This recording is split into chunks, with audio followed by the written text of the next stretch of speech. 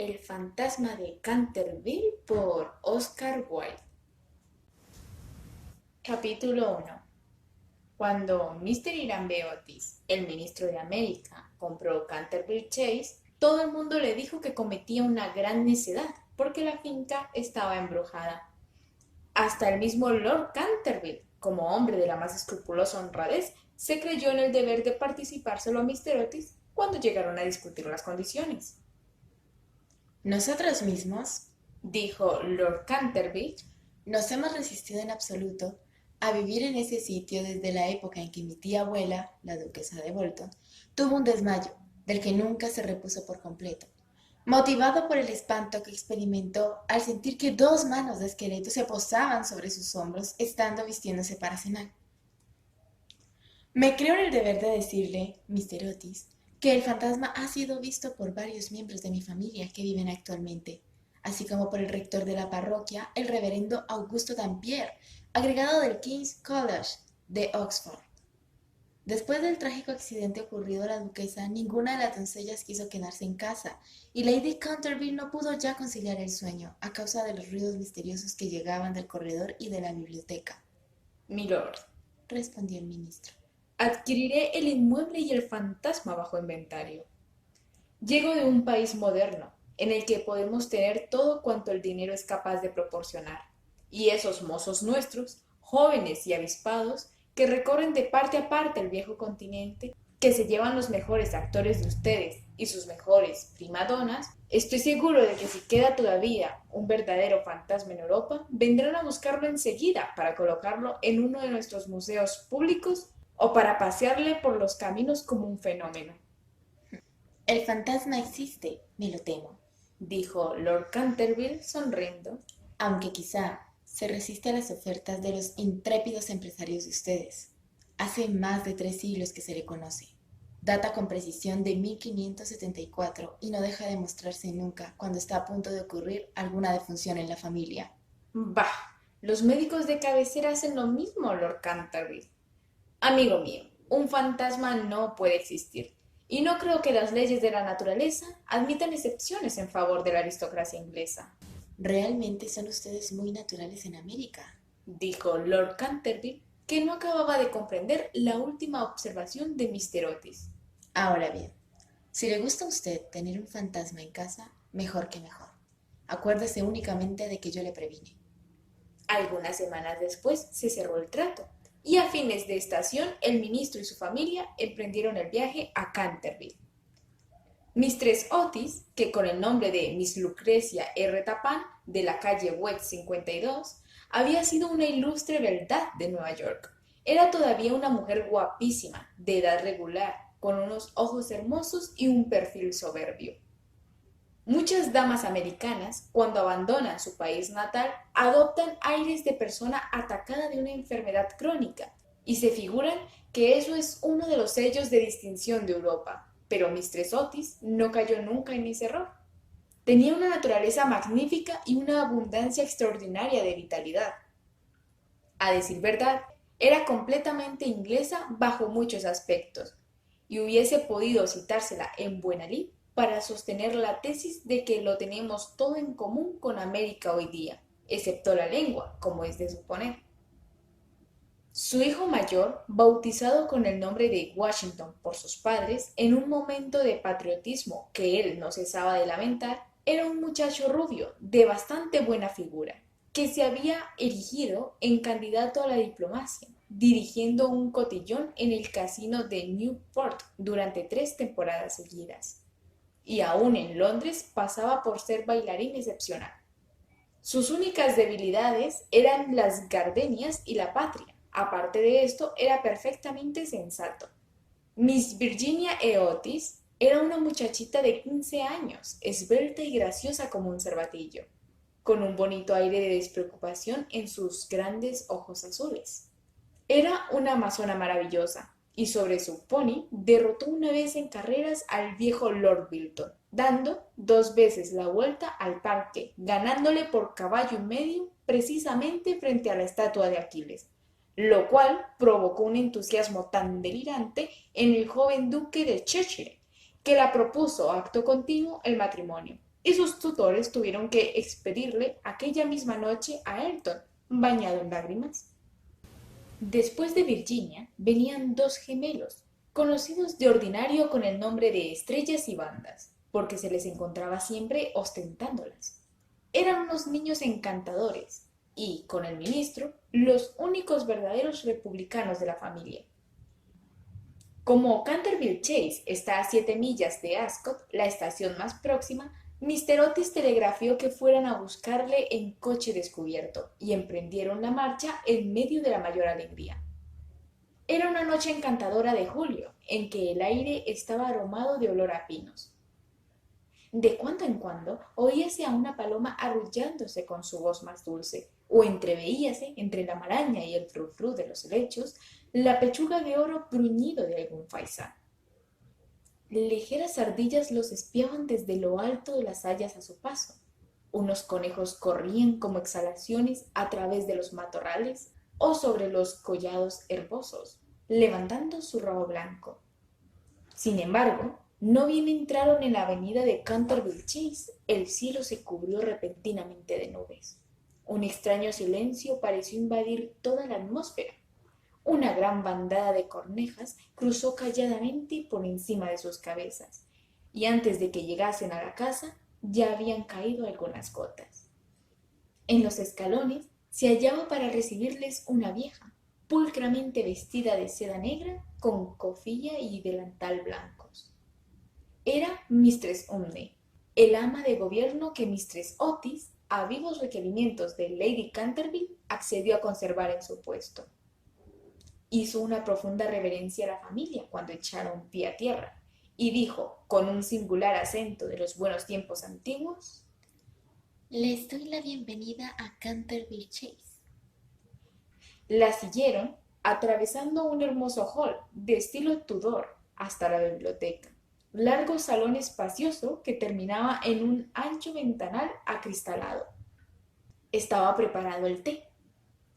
Luego, una vez que se quitaron los trajes de viaje, sentáronse todos y se pusieron a curiosear en torno suyo, mientras Mistress Umney iba de un lado para el otro. De pronto, la mirada de Mistress Otis cayó sobre una mancha de un rojo oscuro que había sobre el pavimento, precisamente al lado de la chimenea, y, sin darse cuenta de sus palabras, dijo a Mistress Umney: Veo que han vertido algo en ese sitio. Sí, señora. Contestó Mistress Umney en voz baja. Ahí se ha vertido sangre. ¡Es espantoso!, exclamó Mistress Otis. No quiero manchas de sangre en un salón. Es preciso quitar eso inmediatamente. La vieja sonrió y con la misma voz baja y misteriosa respondió: Es sangre de Lady Leonor de Canterville, que fue muerta en ese mismo sitio por su propio marido, Sir Simon de Canterville, en 1565. Sir Simon la sobrevivió 9 años, desapareciendo de repente en circunstancias misteriosísimas. Su cuerpo no se encontró nunca, pero su alma culpable sigue embrujando la casa. La mancha de sangre ha sido muy admirada por los turistas y por otras personas, pero quitarla, imposible. Todo eso son tonterías, exclamó Washington Otis. El producto quita manchas. El limpiador incomparable del campeón Pinkerton hará desaparecer eso en un abrir y cerrar de ojos.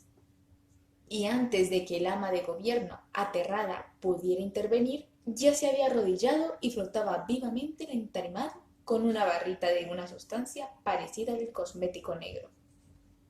A los pocos instantes la mancha había desaparecido sin dejar rastro. Ya sabía yo que el Pinkerton la borraría, exclamó en tono triunfal, paseando una mirada circular sobre su familia, llena de admiración. Pero apenas había pronunciado esas palabras cuando un relámpago formidable iluminó la estancia sombría, y el retumbar del trueno levantó a todos, menos a Mistress Umney, que se desmayó.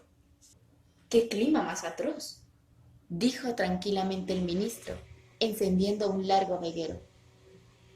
Creo que el país de los abuelos está tan lleno de gente que no hay buen tiempo bastante para todo el mundo.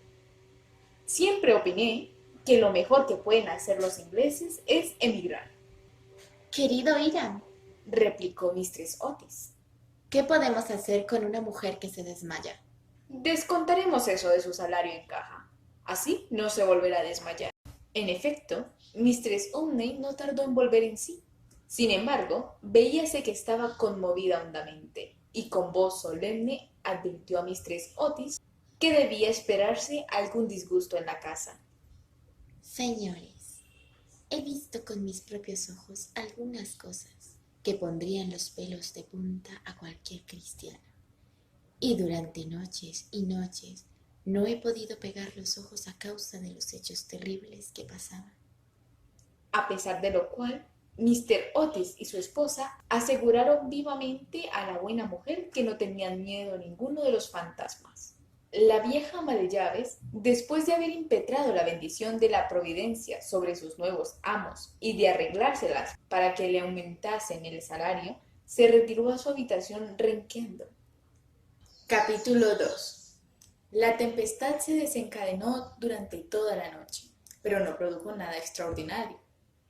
Al día siguiente, por la mañana, cuando bajaron a almorzar, encontraron de nuevo la terrible mancha sobre el entarimado. No creo que tenga la culpa el limpiador sin rival, dijo Washington, pues lo he ensayado sobre toda clase de manchas. Debe de ser cosa del fantasma. En consecuencia, borró la mancha después de frotar un poco. Al otro día, por la mañana, había reaparecido y, sin embargo, la biblioteca permanecía cerrada la noche anterior, llevándose arriba la llave Mistress Otis. Desde entonces, la familia empezó a interesarse por aquello.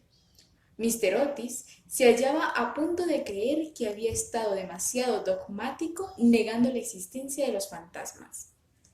Mistress Otis expresó su intención de afiliarse a la sociedad psíquica y Washington preparó una larga carta a Mr. Myers y Podmore, basada en la persistencia de las manchas de sangre cuando provienen de un crimen. Aquella noche disipó todas las dudas sobre la existencia objetiva de los fantasmas. La familia había aprovechado la frescura de la tarde para dar un paseo en coche. Regresaron a las 9, tomando una ligera cena. La conversación no recayó ni un momento sobre los fantasmas, de manera que faltaban las condiciones más elementales de espera y de receptibilidad que preceden tan a menudo a los fenómenos psíquicos. Los asuntos que discutieron, por lo que luego es sabido por Mistress Otis, fueron simplemente los habituales en la conversación de los americanos cultos que pertenecen a las clases elevadas, como, por ejemplo, la inmensa superioridad de Miss Jane Davenport sobre Sarah Bernhardt como actriz, la dificultad para encontrar maíz verde, galletas de trigo sarraceno, aún en las mejores casas inglesas, la importancia de Boston en el desenvolvimiento del alma universal, las ventajas del sistema que consiste en anotar los equipajes de los viajeros y la dulzura del acento neoyorquino comparado con el dejo de Londres. No se trató para nada de lo sobrenatural, no se hizo ni la menor alusión indirecta a Sir Simon de Canterville. A las 11, la familia se retiró. A las 12:30 estaban apagadas todas las luces. Poco después, Mr. Otis se despertó con un ruido singular en el corredor, fuera de su habitación. Parecía un ruido de hierros viejos y se acercaba cada vez más. Se levantó en el acto, encendió la luz y miró la hora. Era la 1 en punto. Mr. Otis estaba perfectamente tranquilo. Se tomó el pulso y no lo encontró nada alterado. El ruido extraño continuaba, al mismo tiempo que se oía claramente el sonar de unos pasos. Mr. Otis se puso las zapatillas, tomó un frasquito alargado de su tocador y abrió la puerta. Y vio frente a él, en el pálido claro de la luna, a un viejo de aspecto terrible. Sus ojos parecían carbones encendidos.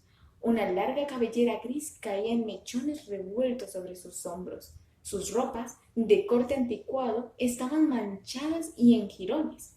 De sus muñecas y de sus tobillos colgaban unas pesadas cadenas y unos grilletes herrumbrosos. Mi distinguido señor, dijo Mr. Otis, permítame que le ruegue vivamente que se engrase esas cadenas. Le he traído para ello una botella del engrasador tamaño sol levante. Dicen que una sola untura es eficacísima, y en la etiqueta hay varios certificados de nuestros teólogos más ilustres que dan fe de ello. Voy a dejársela aquí, al lado de las mecedoras, y tendré un verdadero placer en proporcionarle más, si así lo desea. Dicho lo cual, el ministro de los Estados Unidos dejó el frasquito sobre una mesa de mármol, cerró la puerta y se volvió a meter en la cama. El fantasma de Canterville permaneció algunos minutos inmóvil de indignación. Después, tiró lleno de rabia el frasquito contra el suelo encerado y huyó por el corredor, lanzando gruñidos cavernosos y despidiendo una extraña luz verde. Sin embargo, cuando llegaba a la gran escalera de roble, se abrió de repente una puerta. Aparecieron dos siluetas infantiles, vestidas de blanco, y una voluminosa almohada le rozó la cabeza. Evidentemente, no había tiempo que perder, así es que, utilizando como medio de fuga la cuarta dimensión del espacio, se desvaneció a través del estuco y la casa recobró su tranquilidad. Llegado a un cuartito secreto del ala izquierda, se adosó a un rayo de luna para tomar aliento y se puso a reflexionar para darse cuenta de su situación. Jamás en toda su brillante carrera, que duraba ya 300 años seguidos, fue injuriado tan groseramente.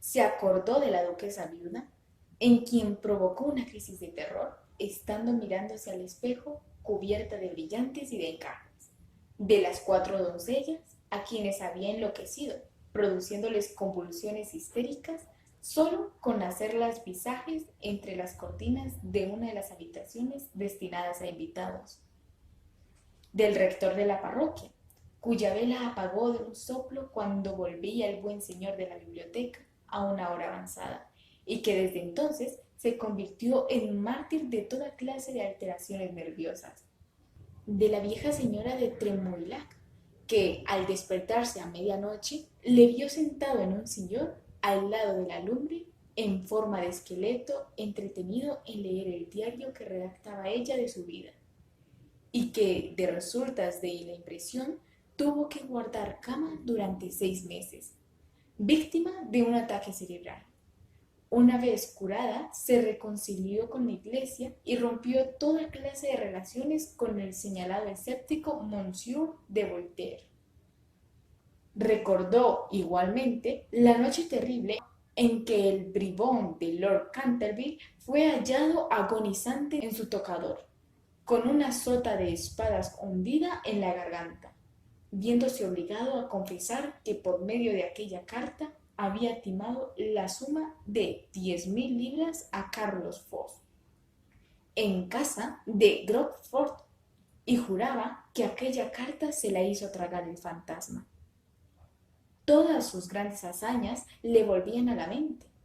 Vio desfilar al mayordomo que se levantó la tapa de los sesos por haber visto una mano verde tamborilear sobre los cristales, y la bella Lady Stepfield, condenada a llevar alrededor del cuello un collar de terciopelo negro para tapar la señal de 5 dedos, impresos como un hierro candente sobre su blanca piel, y que terminó por ahogarse en el vivero que había al extremo de la Avenida Real. Y lleno del entusiasmo ególatra del verdadero artista, pasó revista a sus creaciones más célebres. Se dedicó una amarga sonrisa al evocar su última aparición en el papel de Rubén el Rojo o el Rorro estrangulado, su debut en el Gibeon, el vampiro flaco del páramo de Bebley, y el furor que causó una tarde encantadora de junio, solo con jugar a los bolos con sus propios huesos sobre el campo de hierba de lawn tennis. ¿Y todo para qué? Para que unos miserables americanos le ofreciesen el engrasador marca Sol Levante y le tirasen almohadas a la cabeza. Era realmente intolerable. Además, La historia nos enseña que jamás fue tratado ningún fantasma de aquella manera. Llegó a la conclusión de que era preciso tomarse la revancha y permaneció hasta el amanecer en actitud de profunda meditación. Capítulo 3. Cuando a la mañana siguiente el almuerzo reunió a la familia Otis, se discutió extensamente acerca del fantasma. El ministro de los Estados Unidos estaba, como era natural, un poco ofendido viendo que su ofrecimiento no había sido aceptado. No quisiera en modo alguno injuriar personalmente al fantasma, dijo, y reconozco que, dada la larga duración de su estancia en la casa, no era nada cortés tirarle una almohada a la cabeza. Siento tener que decir que esta observación tan justa provocó una explosión de risa en los gemelos.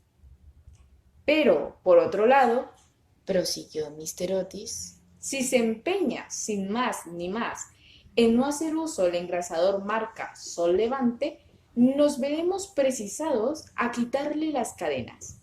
No habría manera de dormir con todo ese ruido a la puerta de las alcobas.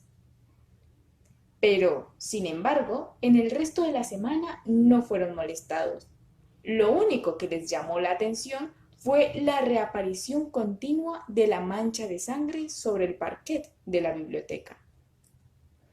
Era realmente muy extraño, tanto más cuanto que Mistress Otis cerraba la puerta con llave por la noche igual que las ventanas. Los cambios de color que sufría la mancha, comparables a los de un camaleón, produjeron asimismo frecuentes comentarios en la familia. Una mañana era de un rojo oscuro, casi violáceo, otras veces era vermellón, luego de un púrpura espléndido, y un día, cuando bajaron a rezar, según los ritos sencillos de la libre Iglesia Episcopal Reformada de América, la encontraron de un hermoso verde esmeralda. Como era natural, estos cambios caleidoscópicos divirtieron grandemente a la reunión y hacíanse apuestas todas las noches con entera tranquilidad. La única persona que no tomó parte en la broma fue la joven Virginia. Por razones ignoradas, sentíase siempre impresionada ante la mancha de sangre, y estuvo a punto de llorar la mañana que apareció verde esmeralda. El fantasma hizo su aparición el domingo por la noche. Al poco tiempo de estar todos ellos acostados, les alarmó un enorme estrépito que se oyó en el hall. Bajaron apresuradamente y se encontraron con que una armadura completa se había desprendido de su soporte, cayendo sobre las losas. Cerca de allí, sentado en un sillón de alto respaldo, el fantasma de Canterville se restregaba las rodillas, con una expresión de agudo dolor sobre su rostro. Los gemelos, que se habían provisto de sus cañas de majuelos, le lanzaron inmediatamente 2 huesos, con esa seguridad de puntería que solo se adquiere a fuerza de largos y pacientes ejercicios sobre el profesor de caligrafía. Mientras tanto, el ministro de los Estados Unidos mantenía al fantasma bajo la amenaza de su revólver y, conforme a la etiqueta californiana, le instaba a levantar los brazos. El fantasma se alzó bruscamente, lanzando un grito de furor salvaje, y se disipó en medio de ellos, como una niebla, apagando de paso la vela de Washington Otis y dejándolos a todos en la mayor oscuridad. Cuando llegó a lo alto de la escalera, una vez dueño de sí, se decidió a lanzar su célebre repique de carcajadas satánicas. Contaba la gente que aquello hizo encanecer en una sola noche el peluquín de Lord Rucker, y que no necesitaron más de 3 sucesivas amas de gobierno para decidirse a dimitir antes de terminar el primer mes en su cargo. Por consiguiente, lanzó una carcajada más horrible, despertando paulatinamente los ecos en las antiguas bóvedas. Pero, apagados estos, se abrió una puerta y apareció, vestida de azul claro, Mistress Otis. Me temo, Dijo la dama, que esté usted indispuesto. Y aquí le traigo un frasco de la tintura del doctor Dover. Si se trata de una indigestión, esto le sentará bien. El fantasma la miró con ojos llameantes de furor y se creyó en el deber de metamorfosearse en un gran perro negro. Era un truco que le había dado una reputación merecidísima y al cual atribuía la idiotez incurable del tío de Lord Canterville, el honorable Thomas Orton. Pero un ruido de pasos que se acercaban le hizo vacilar en su cruel determinación y se contentó con volverse un poco fosforescente. Enseguida se desvaneció, después de lanzar un gemido sepulcral, porque los gemelos iban a darle alcance.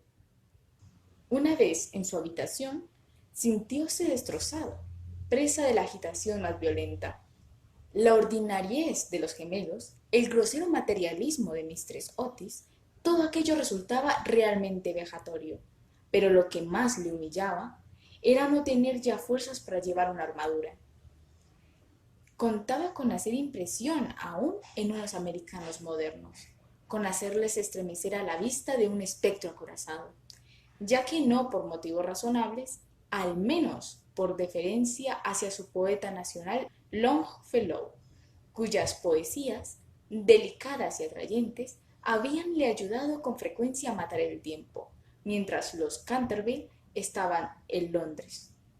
Además, era su propia armadura. La llevó con éxito en el torneo de Kenilworth, siendo felicitado calurosamente por la reina virgen en persona.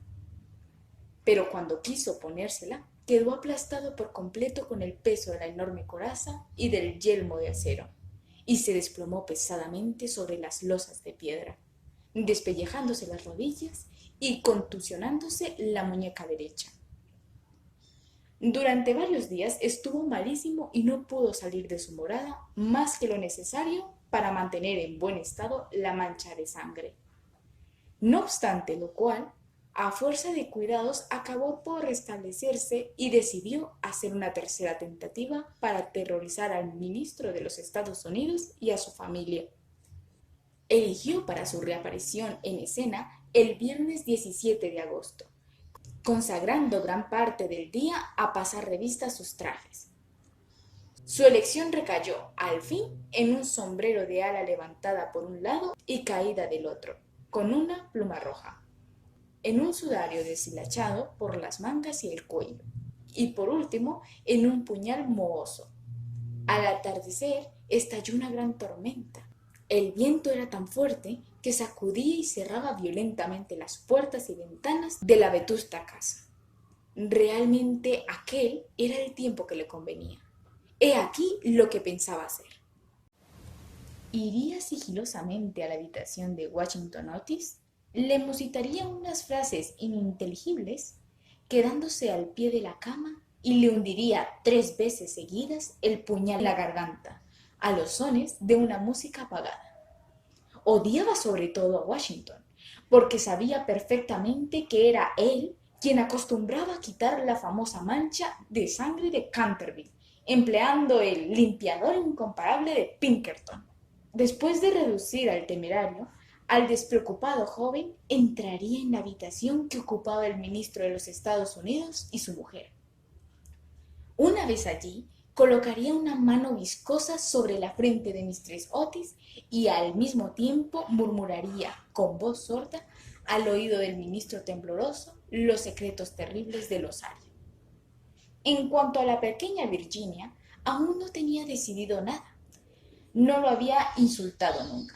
Era bonita y cariñosa. Unos cuantos gruñidos sordos que saliesen del armario le parecían más que suficientes.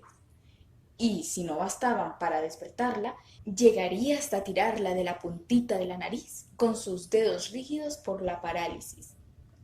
A los gemelos estaba resuelto a darles una lección. Lo primero que haría sería sentarse sobre sus pechos, con el objeto de producirles la sensación de pesadilla. Luego, aprovechando que sus camas estaban muy juntas, se alzaría en el espacio libre entre ellas con el aspecto de un cadáver verde y frío como el hielo, hasta que se quedaran paralizados de terror. Enseguida, tirando bruscamente su sudario, daría la vuelta al dormitorio en 4 patas, como un esqueleto blanqueado por el tiempo, moviendo los ojos de sus órbitas en su creación de Daniel el Mudo o el esqueleto del suicida, papel en el cual hizo un gran efecto en varias ocasiones. Creía estar tan bien en este como en su otro papel de Martín el Demente o el Misterio Enmascarado. A las 10:30 oyó subir a la familia a acostarse. Durante algunos instantes le inquietaron las tumultuosas carcajadas de los gemelos, que se divertían evidentemente, con su loca alegría de colegiales, antes de meterse en la cama. Pero a las 11:15 todo quedó nuevamente en silencio, y cuando sonaron las 12 se puso en camino. La lechuza chocaba contra los cristales de la ventana. El cuervo cracitaba en el hueco de un tejo centenario, y el viento gemía vagando alrededor de la casa como un alma en pena. Pero la familia Otis dormía, sin sospechar la suerte que le esperaba. Oía con toda claridad los ronquidos regulares del ministro de los Estados Unidos, que dominaban el ruido de la lluvia y de la tormenta. Se deslizó furtivamente a través del estuco. Una sonrisa perversa se dibujaba sobre su boca cruel y arrugada, y la luna escondió su rostro tras una nube cuando pasó delante de la gran ventana ojival, sobre la que estaban representadas, en azul y oro, sus propias armas y las de su esposa asesinada.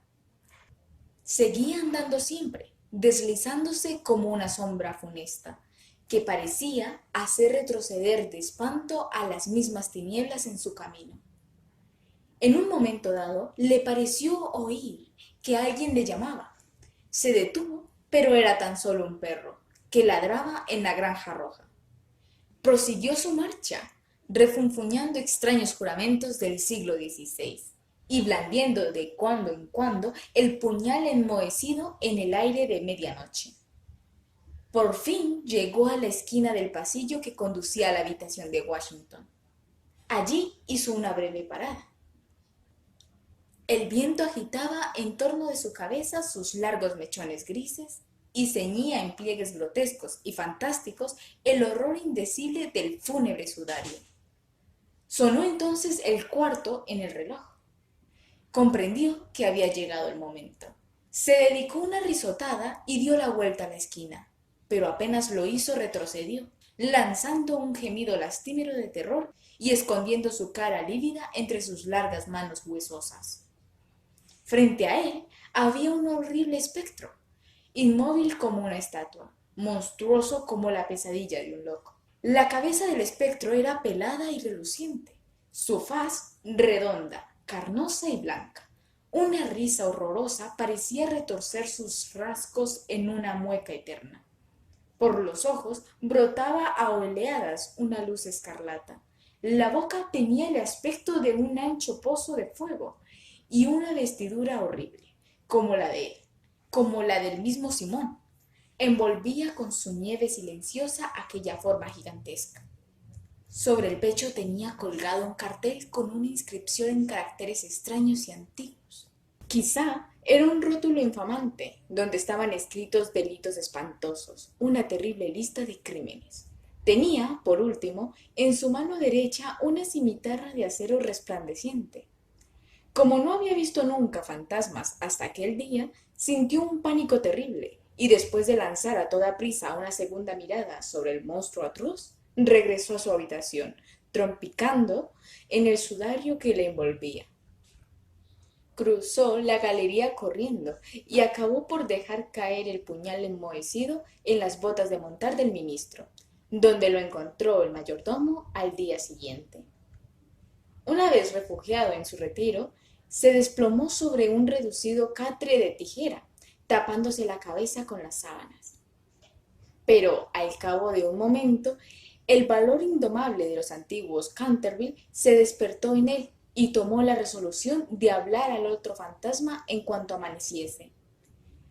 Por consiguiente, no bien el alba plateó las colinas con su contacto, volvió al sitio en que había visto por primera vez al horroroso fantasma, Pensaba que, después de todo, dos fantasmas valían más que uno solo, y que con ayuda de su nuevo amigo podría contender victoriosamente con los gemelos. Pero cuando llegó al sitio, hallóse en presencia de un espectáculo terrible. Sucedíale algo indudablemente al espectro, porque la luz había desaparecido por completo de sus órbitas. La cimitarra centelleante se había caído de su mano y estaba recostado sobre la pared en una actitud forzada e incómoda. Simón se precipitó hacia adelante y lo cogió en sus brazos, pero ¿cuál no sería su terror viendo despegarse la cabeza y rodar por el suelo, mientras el cuerpo tomaba la posición supina, y notó que abrazaba una cortina blanca de lienzo grueso y que yacían a sus pies una escoba, un machete de cocina y una calabaza vacía? Sin poder comprender aquella curiosa transformación, cogió con mano febril el cartel, leyendo a la claridad grisácea de la mañana estas palabras terribles. He aquí el fantasma Otis, el único espíritu auténtico y verdadero. Desconfiad de las imitaciones. Todos los demás están falsificados.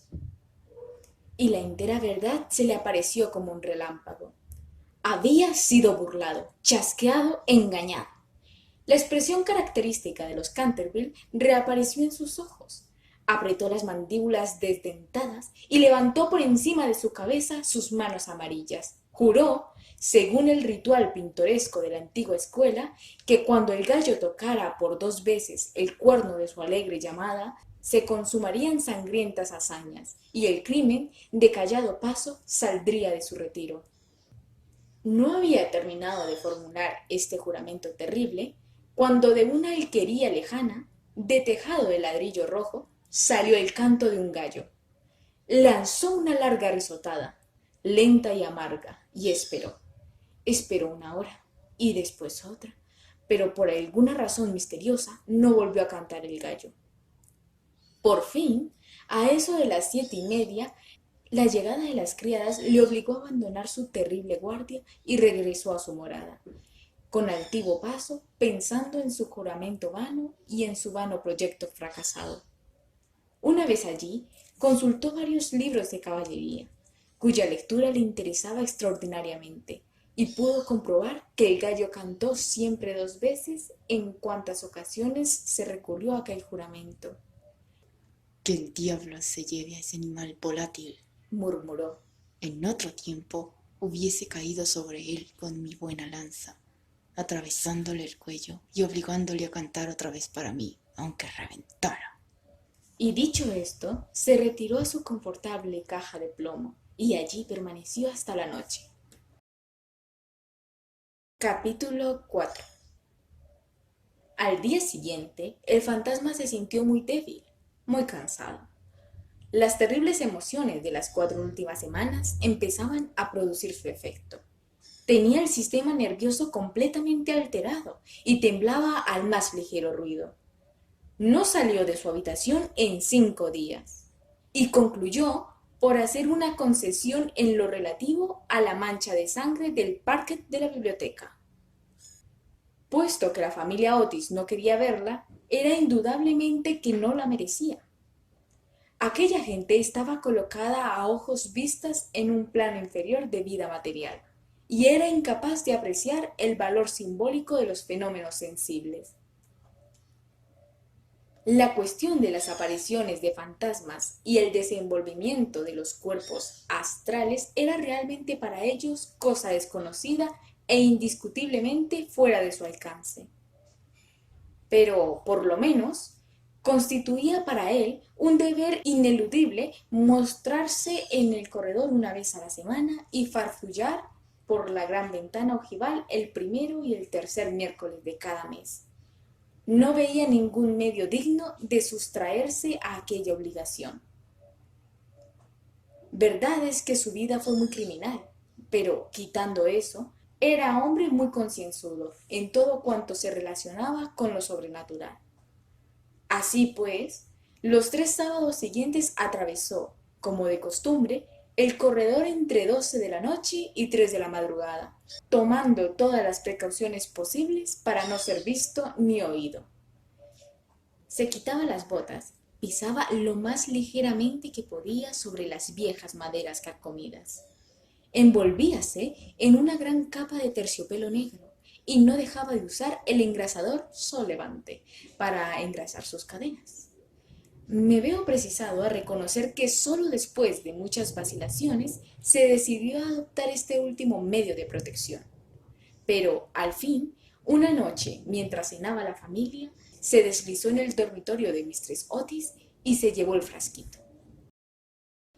Al principio se sintió un poco humillado, pero después fue suficientemente razonable para comprender que aquel invento merecía grandes elogios y cooperaba, en cierto modo, a la realización de sus proyectos. A pesar de todo, no se vio a cubierto de matracas. No dejaba nunca de tenderle cuerdas de lado a lado del corredor para hacer tropezar en la oscuridad. Y una vez que se había disfrazado para el papel de Isaac el Negro o el cazador del bosque de Horsley, cayó cuán largo era el poner el pie sobre una pista de maderas enjabonadas, que habían colocado los gemelos desde el umbral del salón de tapices hasta la parte alta de la escalera de roble.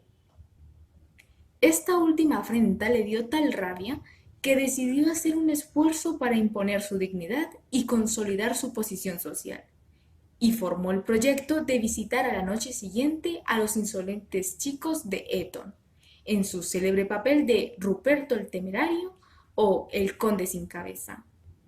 No se había mostrado con aquel disfraz desde hacía 60 años, es decir, desde que causó con él tal pavor a la bella Lady Barbara Modish, que ésta retiró su consentimiento al abuelo de actual Lord Canterville y se fugó a Gretna Green con el arrogante Jack Castleton, jurando que por nada del mundo consentiría en emparentar con una familia que toleraba los paseos de un fantasma tan horrible por la terraza, al atardecer.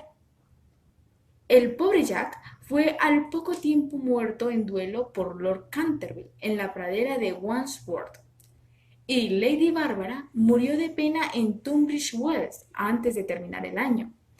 Así es que fue un gran éxito por todos conceptos. Sin embargo, era permitiéndome emplear un término de argot teatral para aplicarlo a uno de los mayores misterios del mundo sobrenatural, o en lenguaje más científico, del mundo superior a la naturaleza. Era, repito, una creación de las más difíciles, y necesitó sus 3 buenas horas para terminar los preparativos. Por fin, todo estuvo listo, y él contentísimo de su disfraz. Las grandes botas de montar que hacían juego con el traje eran, eso sí, un poco holgadas para él y no pudo encontrar más que una de las 2 pistolas del arzón, pero en general quedó satisfechísimo, y a la 1:15 pasó a través del estuco y bajó a corredor. Cuando estuvo cerca de la habitación ocupada por los gemelos, a la que llamaré el dormitorio azul, por el color de sus cortinajes, se encontró con la puerta entreabierta. A fin de hacer una entrada sensacional, la empujó con violencia, pero se le vino encima una jarra de agua que le empapó hasta los huesos, no dándole en el hombro por unos milímetros. Al mismo tiempo, oyó unas risas sofocadas que partían de la doble cama con dosel. Su sistema nervioso sufrió tal conmoción que regresó a sus habitaciones a todo escape, y al día siguiente tuvo que permanecer en la cama con un fuerte reuma. El único consuelo que tuvo fue el de no haber llevado su cabeza sobre los hombros, pues sin esto las consecuencias hubieran podido ser más graves. Desde entonces renunció para siempre a espantar a aquella recia familia de americanos y se limitó a vagar por el corredor, con zapatillas de orillo, envuelto el cuello en una gruesa bufanda por temor a las corrientes de aire y provisto de un pequeño arcabuz para el caso en que fuese atacado por los gemelos. Hacia el 19 de septiembre fue cuando recibió el golpe de gracia. Había bajado por la escalera hasta el espacioso hall, seguro de que en aquel sitio por lo menos estaba a cubierto de jugarretas, y se entretenía en hacer observaciones satíricas sobre las grandes fotografías del ministro de los Estados Unidos y de su mujer, hechas en casa de Sarou. Iba vestido sencilla, pero decentemente, con un largo sudario salpicado de moho de cementerio. Habíase atado la quijada con una tira de tela y llevaba una linternita y un azadón de sepulturero. En una palabra, iba disfrazado de Jonás el desenterrador o el ladrón de cadáveres de Chertsey Barn. Era una de sus creaciones más notables y de las que guardaban recuerdo, con más motivo los Canterville, ya que fue la verdadera causa de su riña con Lord Rufford, vecino suyo. Serían próximamente las 2:15 de la madrugada, y, a su juicio, no se movía nadie en la casa. Pero cuando se dirigía tranquilamente en dirección a la biblioteca, para ver lo que quedaba de la mancha de sangre, se abalanzaron hacia él, desde un rincón sombrío, dos siluetas, agitando locamente sus brazos sobre sus cabezas, mientras gritaban a su oído: ¡Uh! ¡Uh! ¡Uh!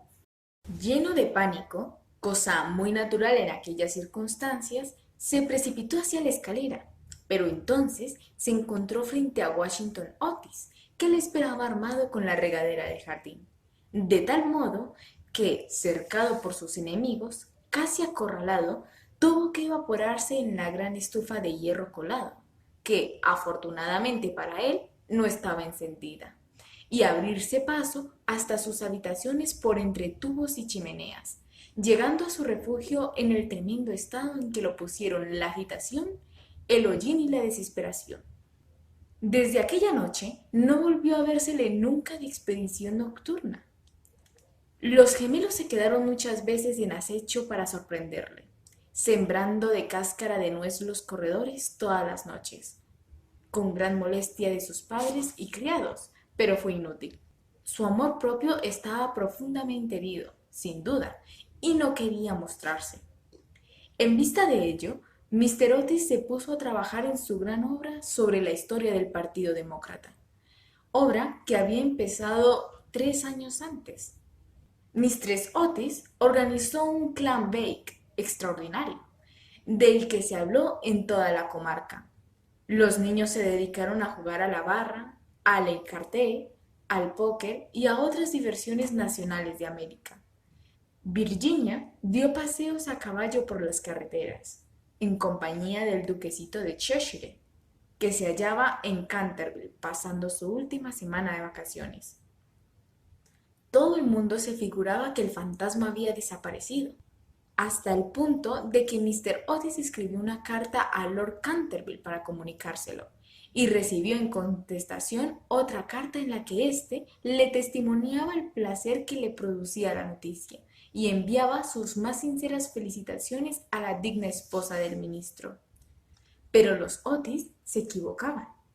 El fantasma seguía en la casa, y, aunque se hallaba muy delicado, no estaba dispuesto a retirarse, sobre todo después de saber que figuraba entre los invitados el duquesito de Cheshire, cuyo tío, Lord Francis Stilton, apostó una vez con el coronel Carbury a que jugaría los dados con el fantasma de Canterbury. A la mañana siguiente se encontraron a Lord Stilton tendido sobre el suelo del salón de juego en un estado de parálisis tal que, a pesar de la edad avanzada que alcanzó, no pudo ya nunca pronunciar más palabras que estas. ¡Seis doble! Esta historia era muy conocida en un tiempo, aunque en atención a los sentimientos de dos familias nobles se hiciera todo lo posible por ocultarla, y existe un relato detallado de todo lo referente a ella en el tomo 3 de las Memorias de Lord Dudley sobre el príncipe regente y sus amigos. Desde entonces, el fantasma deseaba vivamente probar que no había perdido su influencia sobre los Stilton, con los que además estaba emparentado por matrimonio, pues una prima suya se casó en segundas nupcias con el señor Bulkeley, del que descienden en línea directa como todo el mundo sabe, los duques de Cheshire. Por consiguiente, hizo sus preparativos para mostrarse al pequeño enamorado de Virginia, en su famoso papel de fraile vampiro o el benedictino desagrado. Era un espectáculo espantoso, que cuando la vieja Lady Starbury se lo vio representar, es decir, en víspera del Año Nuevo de 1764, empezó a lanzar chillidos agudos, que tuvieron por resultado un fuerte ataque de apoplejía y su fallecimiento al cabo de 3 días. No sin que desheredara antes a los Canterville y legase todo su dinero a su farmacéutico en Londres. Pero a última hora, el terror que le inspiraban los gemelos le retuvo en su habitación y el duquesito durmió tranquilo en el gran lecho con dosel coronado de plumas del dormitorio real, soñando con Virginia. Capítulo 5. Virginia y su adorador de cabello rizado dieron, unos días después, un paseo a caballo por los prados de Brockley, paseo en el que ella desgarró su vestido de amazona al saltar un seto, de tal manera que, de vuelta a su casa, entró por la escalera de detrás para que no la viesen. Al pasar corriendo por delante de la puerta del salón de tapices, que estaba abierta de par en par, le pareció ver a alguien dentro. Pensó que sería la doncella de su madre, que iba con frecuencia a trabajar a esa habitación. Asomó la cabeza para encargarle que le cosiese el vestido, pero, con gran sorpresa suya, quien allí estaba era el fantasma de Canterville en persona. Habíase acomodado ante la ventana, contemplando el oro llameante de los árboles amarillentos que revoloteaban por el aire, las hojas enrojecidas que bailaban locamente a lo largo de la gran avenida. Tenía la cabeza apoyada en una mano y toda su actitud revelaba el desaliento más profundo. Realmente presentaba un aspecto tan abrumado, tan abatido, que la pequeña Virginia, en vez de ceder a su primer impulso, que fue echar a correr a encerrarse en su cuarto, se sintió llena de compasión y tomó el partido de ir a consolarle. Tenía la muchacha un paso tan ligero y él una melancolía tan honda que no se dio cuenta de su presencia hasta que le habló. Lo he sentido mucho por usted, Dijo: pero mis hermanos regresan mañana a Eton, y entonces, si se porta usted bien, nadie le atormentará. Es inconcebible pedirme que me porte bien. le respondió, contemplando estupefacto a la jovencita que tenía la audacia de dirigirle la palabra. Perfectamente inconcebible. Es necesario que yo sacuda mis cadenas, que gruña por los agujeros de las cerraduras y que corretee de noche. ¿Eso es lo que usted llama portarse mal?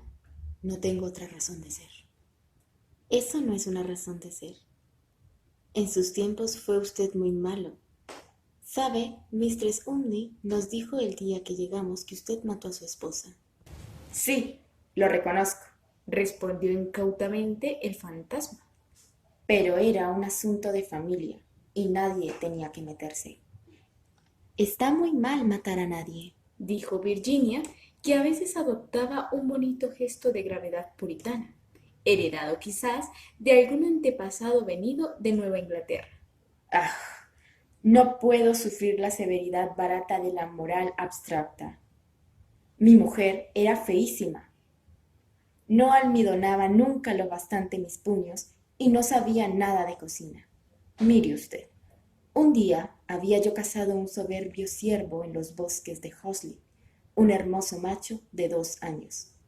Pues no puede usted figurarse cómo me lo sirvió. Pero, en fin, dejemos eso. Es asunto liquidado, y no encuentro nada bien que sus hermanos me dejasen morir de hambre aunque yo la matase. ¿Que lo dejaran morir de hambre? Oh, señor fantasma. Don Simon, quiero decir. ¿Es que tiene usted hambre? Hay un sándwich en mi costurero. ¿Le gustaría? No, gracias. Ahora ya no como, pero, de todos modos, lo encuentro amabilísimo por su parte, Es usted bastante más atenta que el resto de su horrible, arisca, ordinaria y ladrona familia. ¡Basta! exclamó Virginia, dando con el pie en el suelo. El arisco, el horrible y el ordinario lo es usted. En cuanto a lo de ladrón, bien sabe usted que me ha robado mis colores de la caja de pinturas para restaurar esa ridícula mancha de sangre en la biblioteca. Empezó usted por coger todos mis rojos, incluso el bermellón, imposibilitándome para pintar puestas de sol. Después, agarró usted el verde esmeralda y el amarillo cromo, y finalmente solo me queda el añil y el blanco. Así es que ahora no puedo hacer más que claros de luna que da grima ver, e incomodísimos, además de colorear. Y no le he acusado, aún estando fastidiada, y a pesar de que todas esas cosas son completamente ridículas. ¿Se ha visto alguna vez sangre color verde esmeralda? Vamos a ver. Dijo el fantasma con cierta dulzura. ¿Y qué iba yo a hacer? Es dificilísimo en los tiempos actuales agenciarse sangre de verdad. Y ya que su hermano empezó con su quitamanchas incomparable, no veo por qué no iba yo a emplear los colores de usted para resistir. En cuanto al tono, es cuestión de gusto. Así, por ejemplo, los Canterville tienen sangre azul, la sangre más azul que existe en Inglaterra. Aunque ya sé que ustedes, los americanos, no hacen el menor caso de esas cosas. No sabe usted nada, y lo mejor que puede hacer es emigrar, y así se formará idea de algo.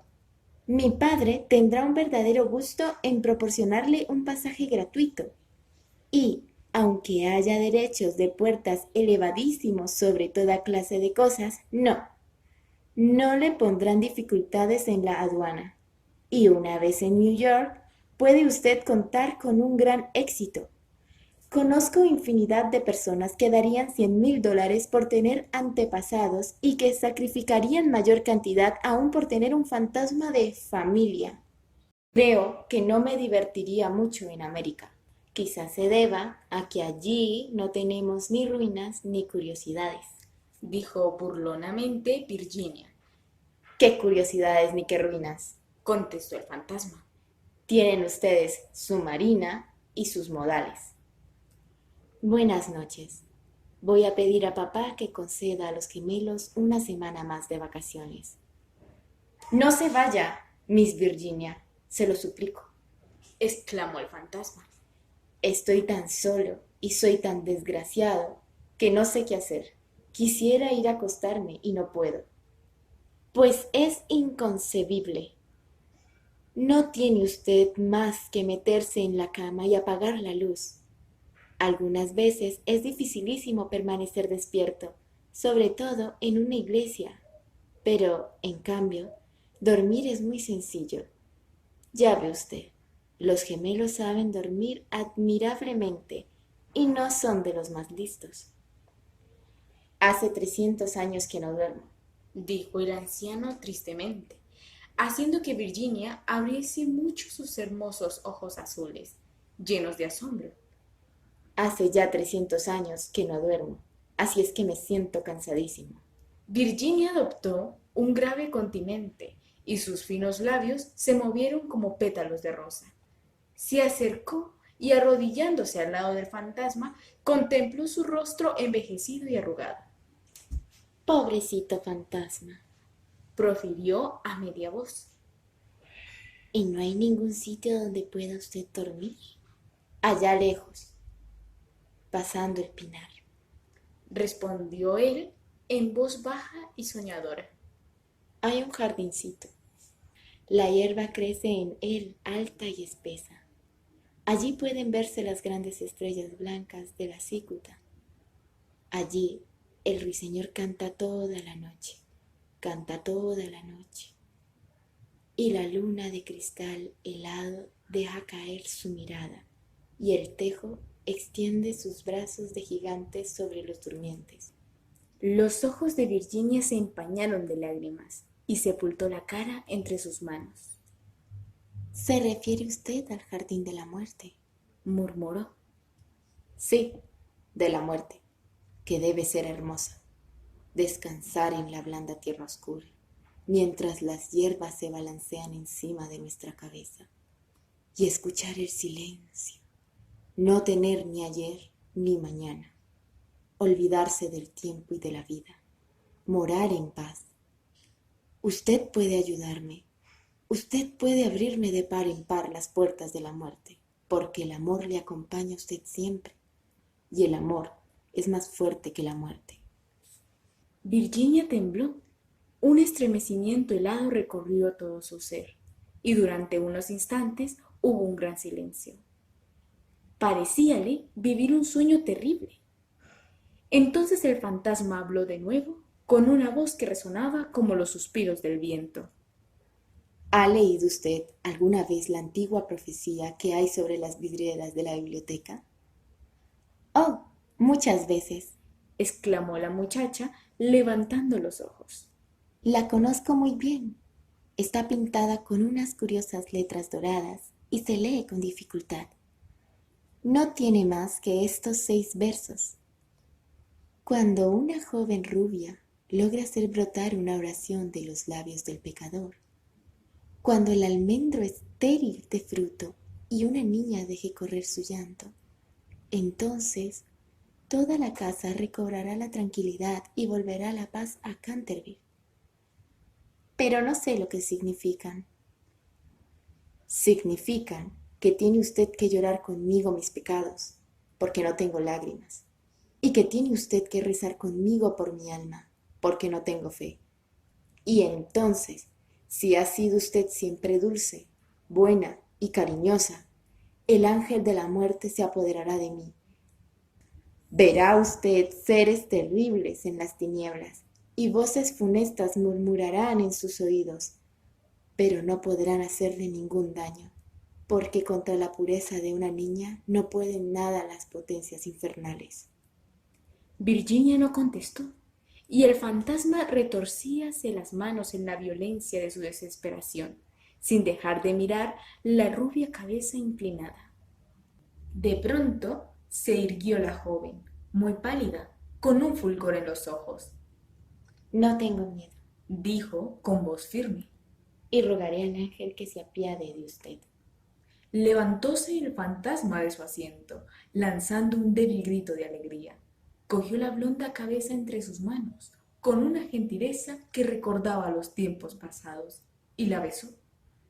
Sus dedos estaban fríos como hielo, y sus labios abrasaban como el fuego, pero Virginia no flaqueó.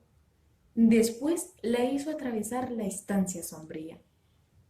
Sobre el tapiz, de un verde apagado, estaban bordados unos pequeños cazadores. Soplaban en sus cuerpos adornados de flecos y con sus lindas manos hacíanle gestos de que retrocediese. Vuelve sobre tus pasos, Virginia. Vete, vete, gritaban. Pero el fantasma le apretaba en aquel momento la mano con más fuerza, y ella cerró los ojos para no verlos. Horribles animales de colas de lagarto y de ojazos saltones parpadearon maliciosamente en las esquinas de la chimenea, mientras le decían en voz baja: ten cuidado, Virginia, ten cuidado. Podríamos no volver a verte. Pero el fantasma apresuró el paso y Virginia no oyó nada. Cuando llegaron al extremo de la estancia, el viejo se detuvo, murmurando unas palabras que ella no comprendió. Volvió Virginia a abrir los ojos y vio disiparse el muro lentamente, como una neblina, y abrirse ante ella una negra caverna. Un áspero y helado viento les azotó, sintiendo la muchacha que la tiraban del vestido. ¡Deprisa, deprisa!, gritó el fantasma, o será demasiado tarde. y en el mismo momento el muro se cerró de nuevo detrás de ellos y el salón de tapices quedó desierto. Capítulo 6. 10 minutos después sonó la campana para el té y Virginia no bajó. Mistress Otis envió a uno de los criados a buscarla. No tardó en volver, diciendo que no había podido descubrir a Miss Virginia por ninguna parte. Como la muchacha tenía la costumbre de ir todas las tardes al jardín a recoger flores para la cena, Mistress Otis no se inquietó lo más leve. Pero sonaron las 6 y Virginia no aparecía. Entonces su madre se sintió seriamente intranquila y envió a sus hijos en su busca, mientras ella y su marido recorrían todas las habitaciones de la casa. A las 6:30 volvieron los gemelos, diciendo que no habían encontrado huellas de su hermana por parte alguna. Entonces se conmovieron todos extraordinariamente y nadie sabía qué hacer. Cuando Mr. Otis recordó de repente que pocos días antes habían permitido acampar en el parque a una tribu de gitanos. Así es que salió inmediatamente para Blackfell Hollow, acompañado de su hijo mayor y de 2 de sus criados de la granja. El duquesito de Cheshire, completamente loco de inquietud, rogó con insistencia a Mr. Otis que lo dejase acompañarle. Mas éste se negó temiendo algún jaleo. Pero cuando llegó al sitio en cuestión, vio que los gitanos se habían marchado. Se dieron prisa a huir, sin duda alguna, pues el fuego ardía todavía y quedaban platos sobre la hierba. Después de mandar a Washington y a los 2 hombres que registrasen los alrededores, se apresuró a regresar y envió telegramas a todos los inspectores de policía del condado, rogándoles buscasen a una joven raptada por unos vagabundos o gitanos. Luego hizo que le trajeran su caballo, y después de insistir para que su mujer y sus 3 hijos se sentaran a la mesa, partió con un groom por el camino de Ascot. Había recorrido apenas 2 millas cuando oyó un galope a su espalda. Se volvió, viendo el duquesito que llegaba en su pony, con la cara sofocada y la cabeza descubierta. Lo siento muchísimo, Le dijo el joven con voz entrecortada. pero me es imposible comer mientras Virginia no aparezca. Se lo ruego, no se enfade conmigo. Si nos hubiera permitido casarnos el año último, no habría pasado esto nunca. No me rechaza usted, ¿verdad? No puedo ni quiero irme. El ministro no pudo menos que dirigir una sonrisa a aquel mozo guapo y atolondrado, conmovidísimo ante la abnegación que mostraba por Virginia. Inclinándose sobre su caballo, le acarició los hombros bondadosamente y le dijo: Pues bien, Cecil, ya que insiste usted en venir, no me queda más remedio que admitirle en mi compañía. Pero, eso sí, tengo que comprarle un sombrero en Ascot. Al diablo sombreros, lo que quieres, Virginia, Exclamó el duquesito, riendo. Y acto seguido galoparon hasta la estación. Una vez allí, Mr. Otis preguntó al jefe si no habían visto en el andén de salida a una joven cuyas señas correspondiesen con las de Virginia, pero no averiguó nada sobre ella. No obstante lo cual, el jefe de la estación expidió telegramas a las estaciones del trayecto, ascendentes y descendentes, y le prometió ejercer una vigilancia minuciosa. Enseguida, después de comprar un sombrero para el duquesito en una tienda de novedades que se disponía a cerrar, Mr. Otis cabalgó hasta Bexley, pueblo situado 4 millas más allá, y que, según le dijeron, era muy frecuentado por los gitanos. Hicieron levantarse al guarda rural, pero no pudieron conseguir ningún dato de él. Así es que, después de atravesar la plaza, los 2 jinetes tomaron otra vez el camino de casa, llegando a Canterville a eso de las 11, rendidos de cansancio y con el corazón desgarrado por la inquietud. Se encontraron allí con Washington y los gemelos, esperándolos a la puerta con linternas, porque la avenida estaba muy oscura. No se había descubierto la menor señal de Virginia. Los gitanos fueron alcanzados en el prado de Brockley, pero no estaba la joven entre ellos. Explicaron la prisa de su marcha, diciendo que habían equivocado el día en que debía celebrarse la feria de Chorlton, y que el temor de llegar demasiado tarde les obligó a darse prisa. Además, parecieron desconsolados por la desaparición de Virginia, pues estaban agradecidísimos a Mr. Otis por haberles permitido acampar en su parque. 4 de ellos quedaron detrás para tomar parte en las pesquisas. Se hizo vaciar el estanque de las carpas. Registraron la finca en todos los sentidos, pero no consiguieron nada. Era evidente que Virginia estaba perdida, al menos por aquella noche. Y fue con un aire de profundo abatimiento como entraron en casa Mr. Otis y los jóvenes, seguidos del groom, que llevaba de las bridas al caballo y al pony. En el hall encontráronse con el grupo de criados, llenos de terror. La pobre Mistress Otis estaba tumbada sobre un sofá de la biblioteca, casi loca de espanto y de ansiedad, y la vieja ama de gobierno le humedecía la frente con agua de colonia. Fue una comida tristísima. No se hablaba apenas, y hasta los mismos gemelos parecían despavoridos y consternados, pues querían mucho a su hermana. Cuando terminaron, Mr. Otis, a pesar de los ruegos del duquesito, mandó que todo el mundo se acostase, ya que no podía hacer cosa alguna aquella noche. Al día siguiente telegrafiaría a Scotland Yard para que pusieran inmediatamente varios detectives a su disposición. Pero he aquí que en el preciso momento en que salían del comedor sonaron las 12 en reloj de la torre. Apenas acababan de extinguirse las vibraciones de la última campanada, cuando oyóse un crujido acompañado de un grito penetrante. Un trueno formidable bamboleó la casa. Una melodía, que no tenía nada de terrenal, flotó en el aire. Un lienzo de la pared se despegó bruscamente en lo alto de la escalera, y sobre el rellano, muy pálida, casi blanca, apareció Virginia, llevando en la mano una cajita. Inmediatamente se precipitaron todos hacia ella. Mistress Otis la estrechó apasionadamente contra su corazón. El duquesito casi la ahogó con la violencia de sus besos, y los gemelos ejecutaron una danza de guerra salvaje alrededor del grupo.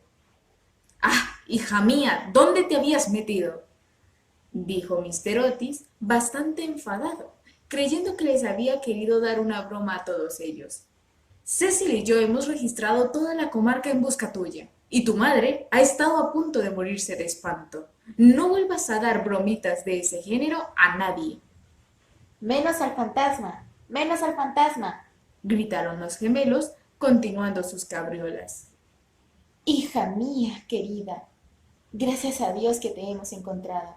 Ya no nos volveremos a separar, murmuraba Mistress Otis, besando a la muchacha, toda trémula y acariciando sus cabellos de oro, que se desparramaban sobre sus hombros. Papá, dijo dulcemente Virginia. Estaba con el fantasma. Ha muerto ya. Es preciso que vayáis a verle. Fue muy malo, pero se ha arrepentido sinceramente de todo lo que había hecho. Y antes de morir, me ha dado esta caja de hermosas joyas. Toda la familia la contempló muda y aterrada, pero ella tenía un aire muy solemne y muy serio. Enseguida, dando media vuelta, les precedió a través del hueco de la pared y bajaron a un corredor secreto. Washington lo seguía llevando una vela encendida, que cogió de la mesa. Por fin llegaron a una gran puerta de roble erizada de recios clavos. Virginia la tocó, y entonces la puerta giró sobre sus goznes enormes y se hallaron en una habitación estrecha y baja, con el techo abovedado, y que tenía una ventanita. Junto a una gran argolla de hierro empotrada en el muro, con la cual estaba encadenado, veíase un largo esqueleto, extendido cuán largo era sobre las losas. Parecía estirar sus dedos descarnados, como intentando llegar a un plato y a un cántaro, de forma antigua, colocados de tal forma que no pudiese alcanzarlos. El cántaro había estado lleno de agua, indudablemente, pues tenía su interior tapizado de moho verde. Sobre el plato no quedaba más que un montón de polvo. Virginia se arrodilló junto al esqueleto y, uniendo sus manitas, se puso a rezar en silencio, mientras la familia contemplaba con asombro la horrible tragedia cuyo secreto acababa de ser revelado. ¡Atiza! exclamó de pronto uno de los gemelos, que había ido a mirar por la ventanita, queriendo adivinar de qué lado del edificio caía aquella habitación. ¡Atiza! El antiguo almendro, que estaba seco, ha florecido. Se ven admirablemente las hojas a la luz de la luna. Dios le ha perdonado. Dijo gravemente Virginia, levantándose, y un magnífico resplandor parecía iluminar su rostro. Eres un ángel, Exclamó el duquesito, ciñéndole el cuello con sus brazos y besándola. Capítulo 7. 4 días después de estos curiosos sucesos, a eso de las 11 de la noche, salía un fúnebre cortejo de Canterville House. El carro iba arrastrado por 8 caballos negros, cada uno de los cuales llevaba adornada la cabeza con un gran penacho de plumas de avestruz que se balanceaban. La caja, de plomo, iba cubierta con un rico paño de púrpura, sobre el cual estaban bordadas en oro las armas de los Canterville. A cada lado del carro y de los coches marchaban los criados llevando antorchas encendidas.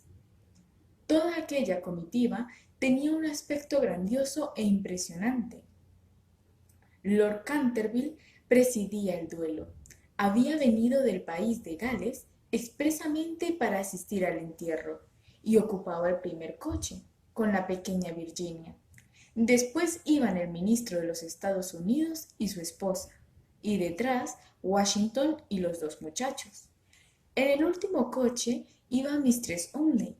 Todo el mundo convino en que, después de haber sido atemorizada por el fantasma por espacio de más de 50 años, tenía realmente derecho de verle desaparecer para siempre.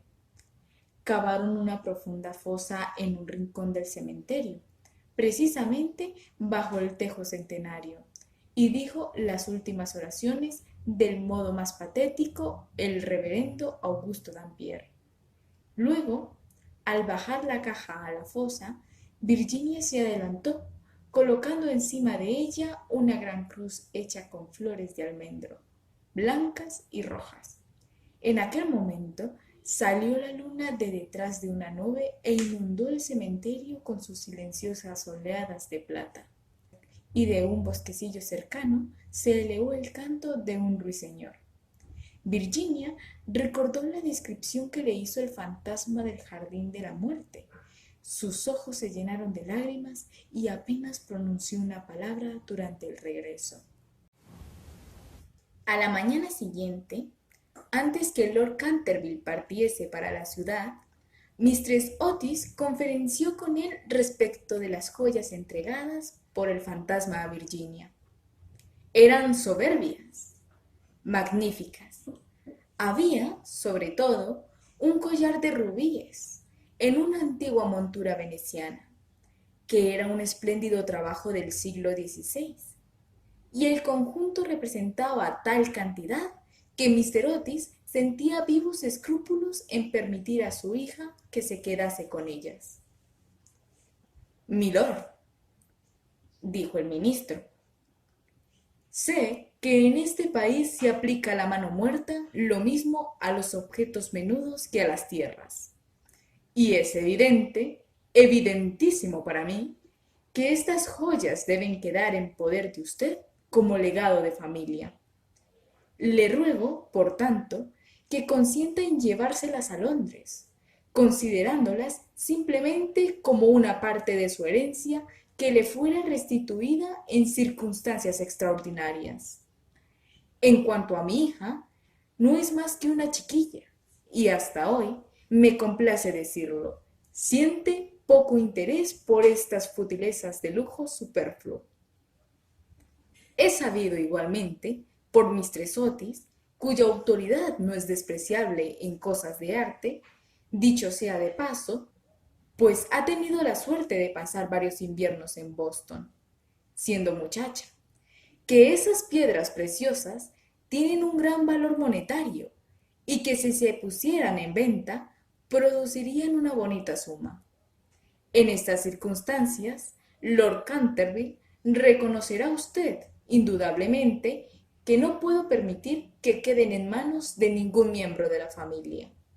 Además de que todos esos bibelots y todos esos juguetes, por muy apreciados y necesitados que sean a la dignidad de la aristocracia británica, estarían fuera de lugar entre personas educadas, según los severos principios, pudiera decirse, de la sencillez republicana.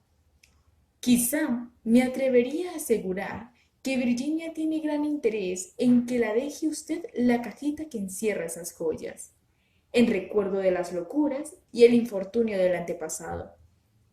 Y como esa caja está muy vieja y, por consiguiente, deterioradísima, quizá encuentre usted razonable acoger favorablemente su petición.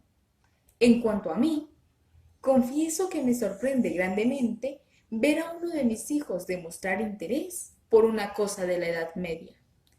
Y la única explicación que le encuentro es que Virginia nació en un barrio de Londres, al poco tiempo de regresar Mistress Otis de una excursión a Atenas. Lord Canterville escuchó imperturbable el discurso del digno ministro, atusándose de cuando en cuando su bigote gris, para ocultar una sonrisa involuntaria. Una vez que hubo terminado Mr. Otis, le estrechó cordialmente la mano y contestó: Mi querido amigo, su encantadora hijita ha prestado un servicio importantísimo a mi desgraciado antecesor. Mi familia y yo le estamos reconocidísimos por su maravilloso valor y por la sangre fría que ha demostrado. Las joyas le pertenecen, sin duda alguna, y creo, a fe mía, que si tuviese yo la suficiente insensibilidad para quitárselas, el viejo tunante saldría de su tumba al cabo de 15 días para infernarme la vida. En cuanto a que sean joyas de familia, no podrían serlo sino después de estar especificadas como tales en un testamento, en forma legal, y la existencia de estas joyas permaneció siempre ignorada. Le aseguro que son tan mías como de su mayordomo. Cuando Miss Virginia sea mayor, sospecho que le encantará tener cosas tan lindas que llevar. Además, Mr. Otis, olvida usted que adquirió usted el inmueble y el fantasma bajo inventario, de modo que todo lo que le pertenece al fantasma le pertenece a usted. A pesar de las pruebas de actividad que ha dado Sir Simon por el corredor, no por eso deja de estar menos muerto desde el punto de vista legal, y su compra le hace a usted dueño de todo lo que le pertenecía a él. Mr. Otis se quedó muy preocupado ante la negativa de Lord Canterville y le rogó que reflexionara nuevamente su decisión. Pero el excelente par se mantuvo firme y terminó por convencer al ministro de que aceptase el regalo del fantasma. Cuando, en la primavera de 1890, la duquesita de Cheshire fue presentada por primera vez en la recepción de la reina con motivo de su casamiento, sus joyas fueron motivo de general admiración, porque Virginia fue agraciada con el tortil o lambrequín de baronía, que se otorga como recompensa a todas las americanitas juiciosas, y se casó con su novio en cuanto éste tuvo edad para ello. Eran ambos tan agradables y se amaban de tal modo que a todo el mundo le encantó ese matrimonio, menos a la vieja marquesa de Dumbleton, que venía haciendo todo lo posible por atrapar al duquesito y casarle con una de sus 7 hijas. Para conseguirlo, dio lo menos 3 grandes comidas costosísimas. Cosa rara, Mr. Otis sentía una gran simpatía personal por el duquesito, pero teóricamente era enemigo del particularismo, y según sus propias palabras, era de temer que, entre las influencias debilitantes de una aristocracia ávida de placer, fueran olvidados por Virginia los verdaderos principios de la sencillez republicana. Pero nadie hizo caso de sus observaciones, y cuando avanzó por la nave lateral de la iglesia de San Jorge, en Hanover Square, llevando a su hija del brazo, No había hombre más orgulloso en toda Inglaterra. Después de la luna de miel, el duque y la duquesa regresaron a Canterville Chase, y al día siguiente de su llegada, por la tarde, fueron a dar una vuelta por el cementerio solitario próximo al Pinar. Al principio, le preocupó mucho lo relativo a la inscripción que debía grabarse sobre la losa fúnebre de Sir Simon, pero concluyeron por decidir que se pondrían simplemente las iniciales del viejo gentilhombre y los versos escritos en la ventana de la biblioteca. La duquesa llevaba unas rosas magníficas que desparramó sobre la tumba. Después de permanecer allí un rato, pasaron por las ruinas del claustro de la antigua abadía. La duquesa se sentó sobre una columna caída, mientras su marido, recostado a sus pies y fumando un cigarrillo, contemplaba sus lindos ojos. De pronto tiró el cigarrillo y, tomándole una mano, le dijo: Virginia, una mujer no debe tener secretos con su marido. Y no los tengo, querido Cecil. Sí los tienes, respondió sonriendo. No me has dicho nunca lo que sucedió mientras estuviste encerrada con el fantasma. Ni se lo he dicho a nadie, replicó gravemente Virginia. Ya lo sé, pero bien me lo podrías decir a mí.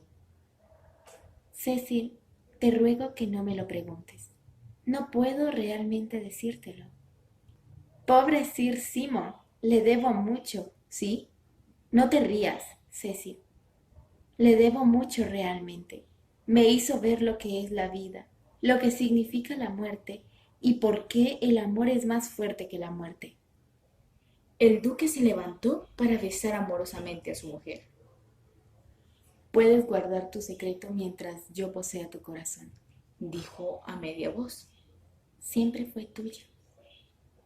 Y se lo dirás algún día a nuestros hijos, ¿verdad? Virginia se ruborizó. Fin.